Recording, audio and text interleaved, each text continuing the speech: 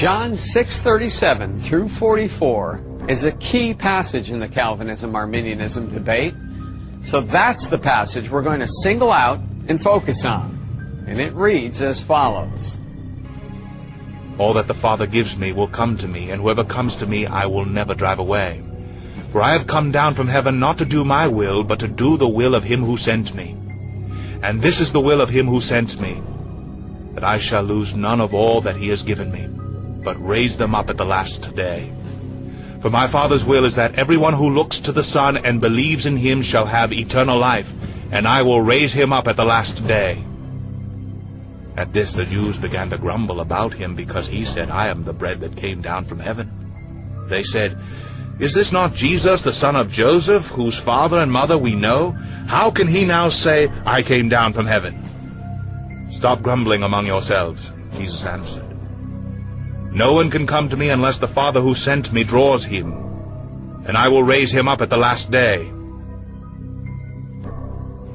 Now, regarding J.R.'s contention that John chapter 6 teaches the doctrine of irresistible grace, where God lovingly yet powerfully ensures that his elect come to Christ for salvation, even though their unregenerate fallen wills are naturally adverse to the idea, Dave wrote, Unconditional election and irresistible grace are found in this passage? The words unconditional and irresistible aren't even there, nor can they be found elsewhere in the Bible.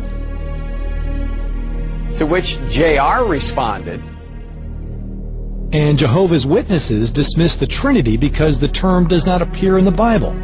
So what, Dave? The concept does. And this is the case with John 6 as well. All that the Father gives me will come to me. Those are Jesus' words. It's the Father's giving that results in the coming of those so given. The giving precedes and therefore determines the coming. Giving is a divine act, and since it precedes the very existence of those so given, it must be unconditional. Hence, as I noted, unconditional election. But beyond this, Jesus says that all that the Father gives him will come to him. Not some, not most, all. Such cannot be said in your synergistic system, where grace tries but fails to save at least some. What do you call the belief that God never fails to bring his elect people unto salvation, but they infallibly come in faith to Christ? It's called irresistible grace, Dave. When God raises the dead sinner to life, that newly regenerated believer clings in faith to Christ. So as you can see, you do not need to use the terms unconditional or irresistible to have those divine truths right there in the text. And no matter how much you dislike them, Dave, they're still there. As long as John 6:37 remains in the Bible, people will embrace the doctrines of grace.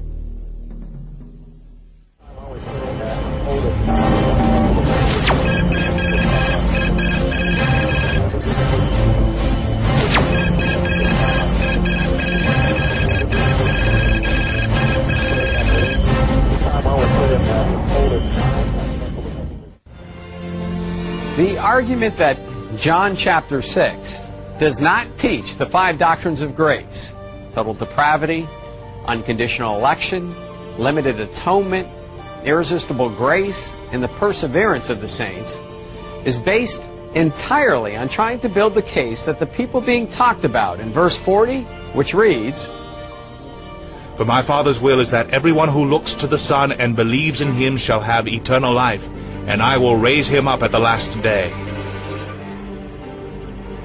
are different from the people being discussed in verse 44, which reads, No one can come to me unless the Father who sent me draws him, and I will raise him up at the last day.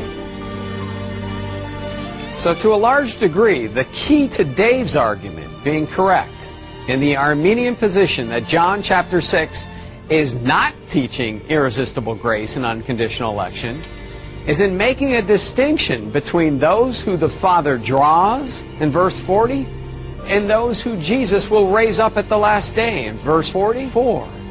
In other words, in order for the Arminianist position to be correct, those two groups have to be two different groups. As Dave wrote, surely the words in John 6:40, 44, and 54 that state, quote, "I will raise him up at the last day," end quote, must refer to those who actually come to Christ, but not to all who are, quote, "drawn," end quote. It would certainly not include those who are drawn and then, quote, "draw back into perdition," end quote, Hebrews 10:39. The Calvinist is reading into Christ's words more than he actually says. But is that true? One good man says yes. Another good man says no. So how can we tell? Here's how.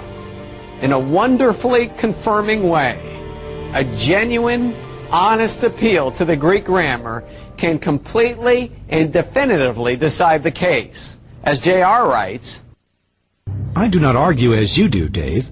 When I say those who are drawn are the same ones who are raised up, I provide exegetical basis. Here's a summary. Number 1. In John 6:44, which is the key passage regarding drawing, we read, No one can come to me unless the Father who sent me draws him, and I will raise him up at the last day. This is a single sentence. In Greek, we have helkuse, aton, kago, anastaso, aton, ente, eskate, hemera. The direct object of the action of the Father's drawing is the first aton, him.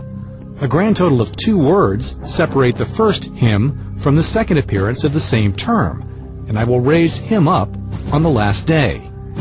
Now you are telling us that this is a different him, a different group of people, that in fact there are many, many who are drawn who will not be raised up. You are telling us that the Father draws millions to Christ, but they do not experience the last phrase of this single sentence. And upon what basis? You don't tell us. Surely you can do so.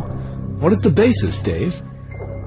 The fact is, there is no reason to insert a disjunction between the direct object of helkuse and the direct object of anastaso.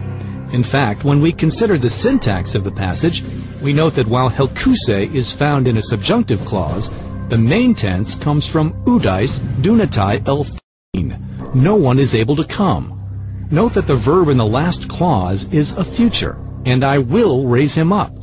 The progression naturally flows into the last clause without interruption. That is, there is nothing indicated in the verbal structure to make kai disjunctive in any way. Something you would need to find to be able to substantiate your assertion. But instead, the Greek grammar makes it beyond dispute. The natural reading is to see aton, him, in both clauses as synonymous, in extent and meaning. now, the explanation of John chapter 6 that I just described is essentially the argument that J.R. gave in the midst of his public debate with Dave. And I presented it in greater length and detail, not because I favor J.R., since I've never met him, nor did I pick it because I necessarily agree with his bottom line conclusion, although I do. Now, I presented that position because it appeals to a direct, intangible fact, a fact that can be verified and confirmed as accurate, versus a personal opinion and rhetoric, which is unverifiable and completely subjective. So while it is possible, when responding to J.R.'s arguments about the doctrine of irresistible grace, to randomly make impressive-sounding statements like this, God, who is love, does not love everyone, does not want everyone in heaven, has predestined to eternal suffering the unsaved who clearly number in the billions, and even takes pleasure in damning them. it is not possible to disprove statements like this. In Greek, we have helkuse, aton, kago, anastaso, aton, ente, eskate, hemera. The direct object of the action of the Father's drawing is the first aton, him.